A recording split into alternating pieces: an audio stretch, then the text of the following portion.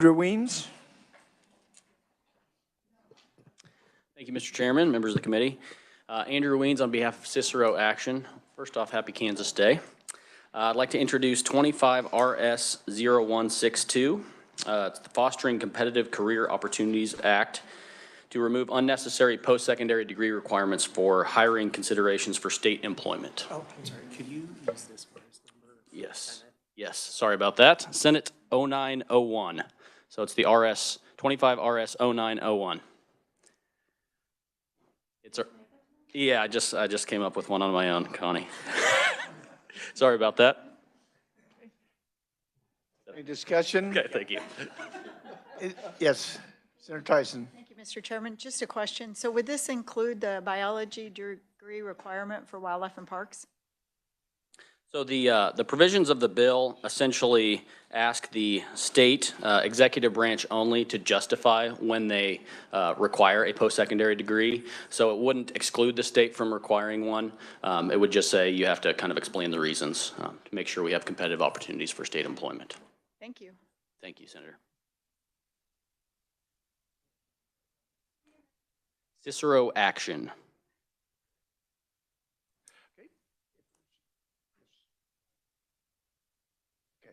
Any other questions?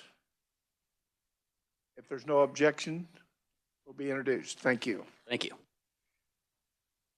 Senator Blue. Thank you, Mr. Chair. I have 25 RS 0399. It is an occupational licensing bill, and I was asked to introduce this by Holly with Catalyst. Any questions? Questions? Seeing no questions, no objections, will be introduced. I do have a bill I'm going to introduce, and that is Senate Bill RS 0901, and this is fostering competitive career opportunities and removing it. Is that the right one? Well then, oh, I thought you sent it to me to introduce this. Okay, excuse me. 2 minutes. I do have another one then. I got the wrong piece of paper. We'll do the, reverse that. We're going back again. Make sure I got the right one. Okay. I am going to introduce this bill, 25 RS 0569. And this is having to do with creates a redevelopment district in eligible area for star bonds, and it also extends star bonds to, I'm not sure what date it is. 2030. 2030, yes. So any questions? Seeing none, bill will be introduced. And I believe, is there any other introductions? Seeing none, thank you very much for that. The first on the agenda today, we do have well, it's going to be a background only, I think, of how the housing tax credit that we discussed a couple days ago. And so would you like to give us a background on that? And we also have KHRC here also, is that right? Are they here to?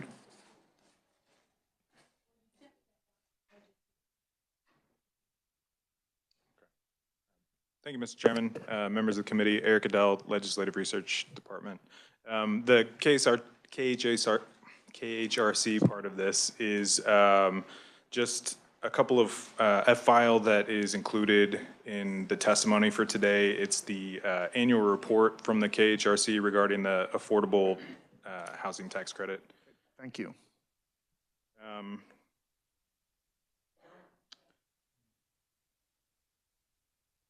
Yeah, so I've been asked to provide some background on the 2 housing credits that were enacted in 2022 that we heard about from the legislative post audit recently in a joint meeting. The 2 credits were the affordable housing tax credit and the housing investor tax credit. So some of what I provide will probably overlap with that, but I'll try to be relatively brief. But just have been asked to give a better understanding of the provisions of those programs, and then also to kind of contextualize the bill that was introduced by Representative Tarwater on the House side, which I'll talk about briefly. So feel free to interrupt me with questions at any time. Sometimes it's pretty common that tax credit programs go through Commerce. And so this could be a good opportunity to kind of get familiar with some of the aspects of different sorts of tax credit incentive programs that might come through Commerce. So the Affordable Housing Tax Credit Act was established beginning in tax year 23. It established a credit against income, privilege, or insurance premium tax liability. And it is for owners of housing development projects that focus on providing low-income housing through the federal low-income housing tax credit program. So that federal program is designed to incentivize rehabilitation, acquisition, or new construction of rental housing that's targeted to low-income households. And both the state and the federal credits are administered through the Kansas Housing Resources Corporation. That's the KHRC. And that's the annual report that they provide that we're looking at today. There's a couple of different reports that they have on credit programs that they administer. But the credits for this program are awarded through a competitive application process. And they require the project developer to also receive a credit through the federal credit program. And at the credit amount at the state is the same as the credit amount at the federal level. So it's a matching credit program that's 1-to-1. And the amount of the credit is determined through a formula that's a little complicated, but basically it's about either 4% or 9% of the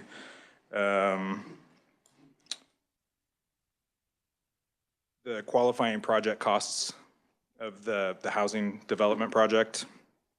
And whether the project is eligible for that 4 or 9% depends on how it's funded.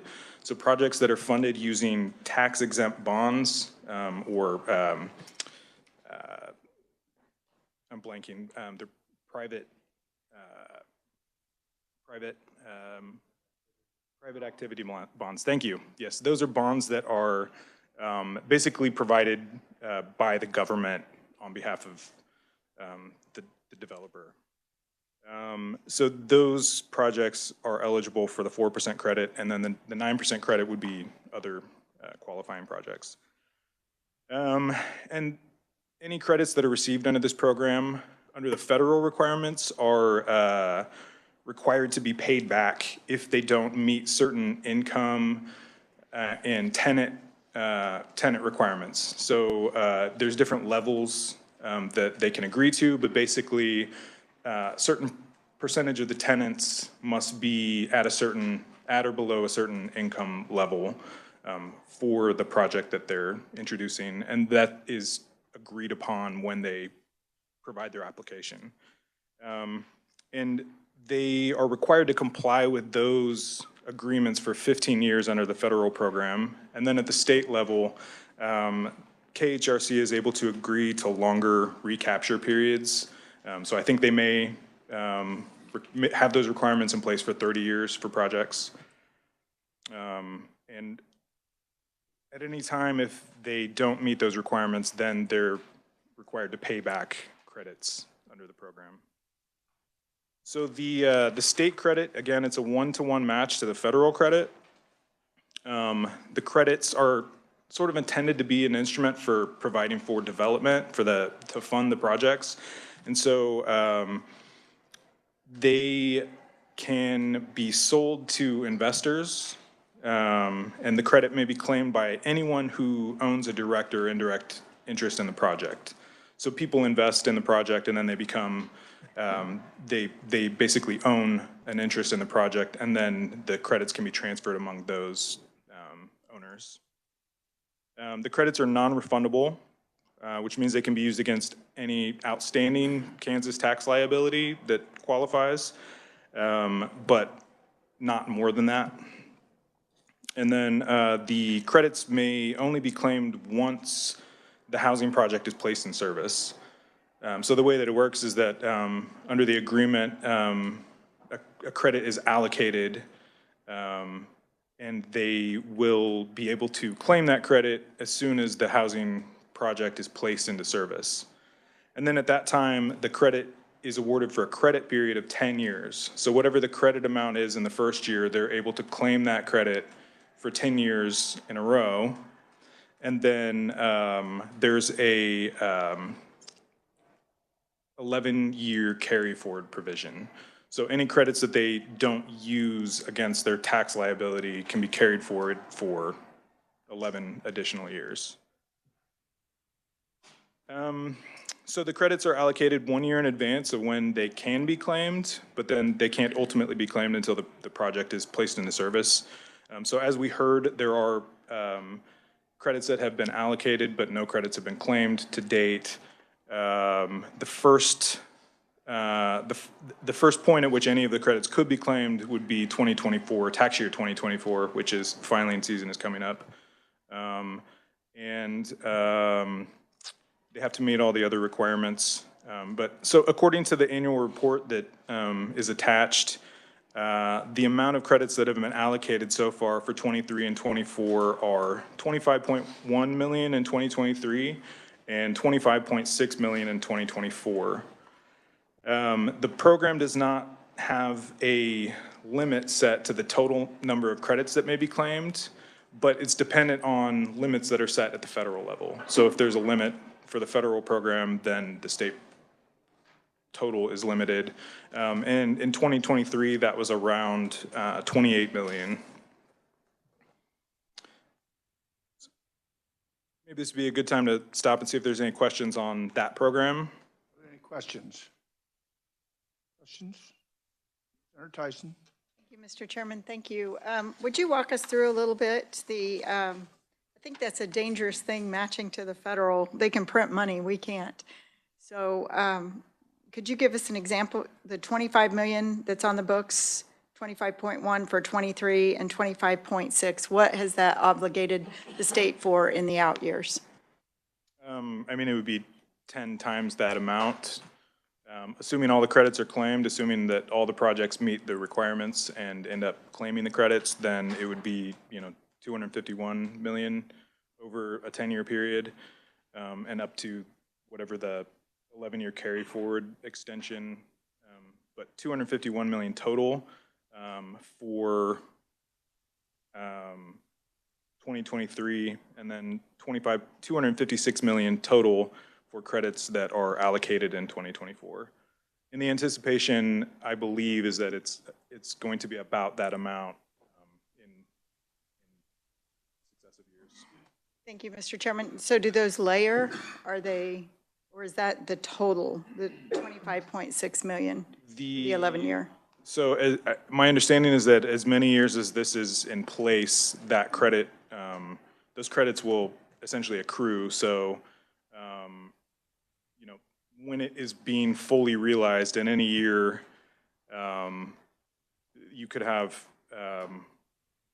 the full roughly 250 million in credits being claimed in that year. So, 10 years down the road, credits are still being claimed. The 25 million under credits for the first set would also be claimed alongside credits claimed for the second year and the third year and so on.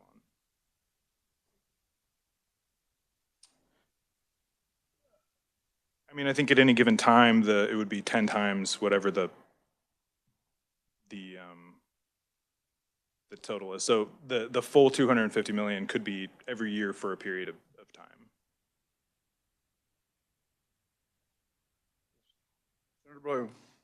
Thank you, Mr. Chair. And if you mentioned this, I apologize. I was trying to look up the history of this bill in 2022 and the process of bundling. So if you already said this, I apologize. Is there a definition of what affordable housing and what low-income housing is for a price range? They are determined by federal thresholds. So I think it also depends on, as part of the formula, it's population dependent. I can't say off the top of my head, but it would be related to federal definitions for those categories. So do you think the federal definition, though, has a price amount? That makes sense what I'm asking? A home cannot be over this much, rent cannot be this much.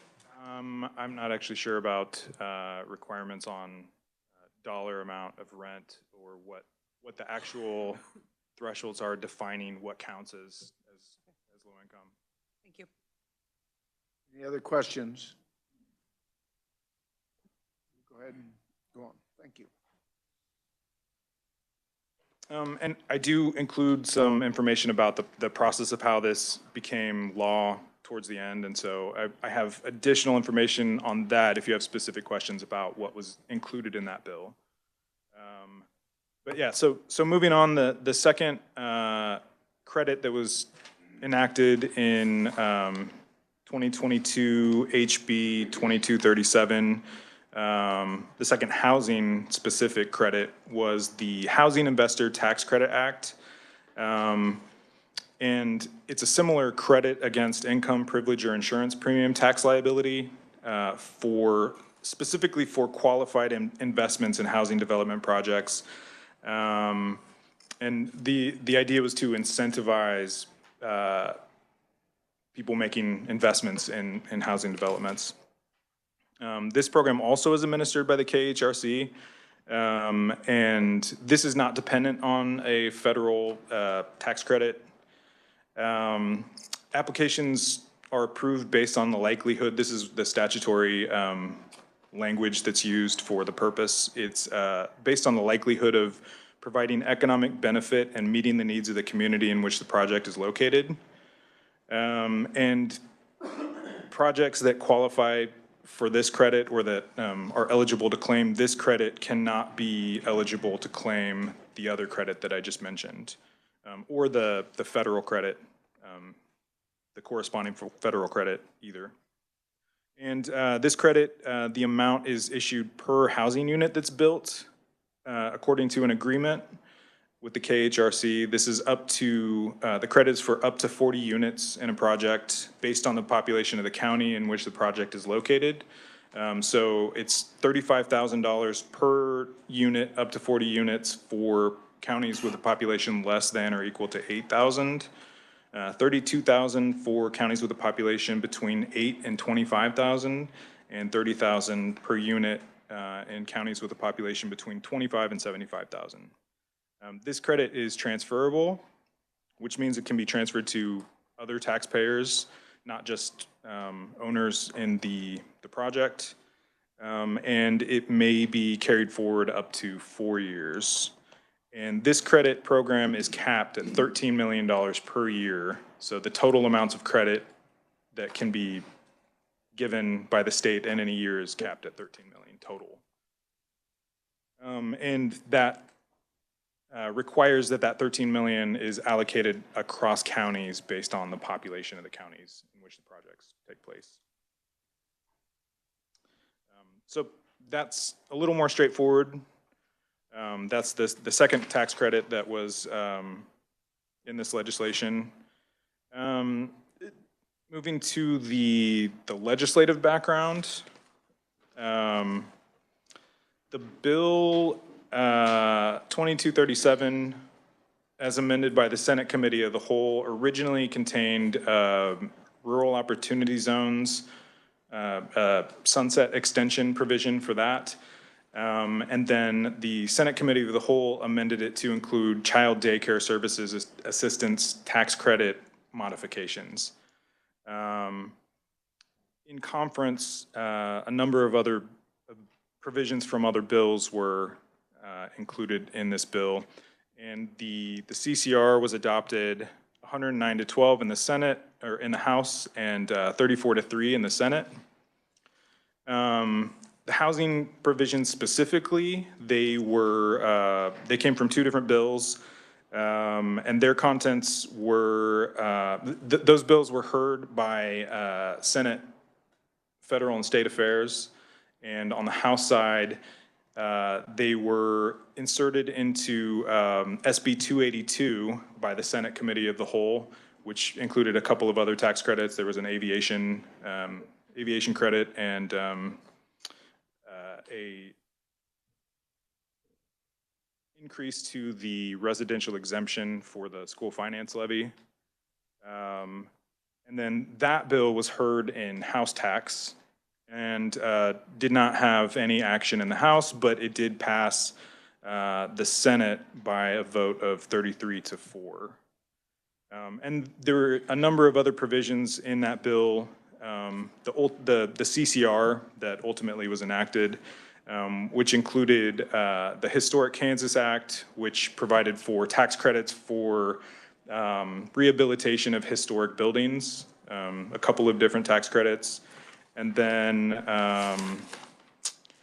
the changes to the Kansas Rural Home Loan Guarantee Act, or enactment of that program, which provided for guarantee of loans for renovation of single-family homes in rural counties. It made some changes to the real estate appraisal process for rural residential properties. It amended the Kansas Reinvestment Housing Incentive District Act to, and then also made amendments to the child daycare services tax credit that were in the bill that was passed by the Senate. So happy to stand for any questions about that. Questions? Okay. I don't see any questions at this one, except, oh, wait a minute. I didn't see you over there, sir. Okay. Senator Reichman. Thank you, Mr. Chair.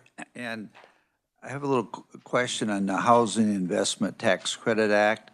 You had down on the bottom, it says that the issues are capped at 13 million per year. Did they reach that cap? And do you also know for the ones of the county with the populations, that those also met their quotas? Thank you. Thank you for the question. I'm not very familiar with this particular program, and so I can follow up with you on that. Okay. Senator Tyson. Thank you, Mr. Chairman. I know you gave us a history on the bill, but a year later, the transferability was amended. Do you have what bill number that was? Or you could get back to us. I can get back to you. That'd be great. Thank you. Senator Blue. Thank you, Mr. Chair. Again, I could look up and see all the fiscal notes of all the bills that were in here, but do you know what the fiscal impact was with all the bundling of what this is? Yeah, so for the CCR, the total fiscal note was 55.2 million. For the two housing tax credits, it was 41.8 million.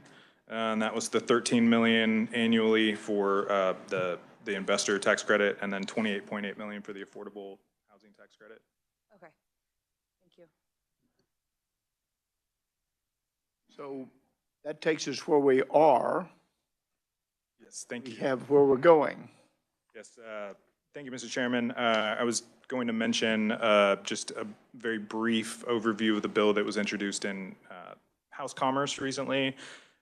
It was HB 2119, and that bill, as introduced, would discontinue the Affordable Housing Tax Credit Act beginning July 1st of this year. I know there were some questions about what the implications of that would be, but it looks like the bill would prohibit allocation of additional credits beginning on that date, but that any credits that were awarded to projects prior to the sunset The existing provisions would continue to apply through the credit period, which is 10 years for a project. So that would mean that any allocated credits would still be able to be claimed for the 10 successive years with the carry forward provisions. Okay, so maybe I'm reading this wrong, but let's say they only had half of the project completed and occupied. They would only get half of those credits at that point. No, so my understanding is that once a project is awarded, they, provided that they meet all of the requirements, they're entitled to the full credit that has been allocated. So for projects that have already had an allocation, they would get the full credit amount, provided that they meet the requirements for, you know, the, meeting the requirements over a 15 or 30-year period. Are there any other questions or comments? Tomorrow, we do have, thank you, Eric, appreciate you. Tomorrow, we do have a, yes, it's Senate Bill 51, and we do have a hearing on that tomorrow, so. Right, and our last day for submitting bills in this is actually Monday, but we're not going to meet Friday or Monday. So therefore, tomorrow is the last day for the conference committee and the Senate committee to introduce bills. So if you have any bills that you'd like to introduce in commerce, tomorrow's the day. So with that, any questions or comments? We are adjourned. Thank you.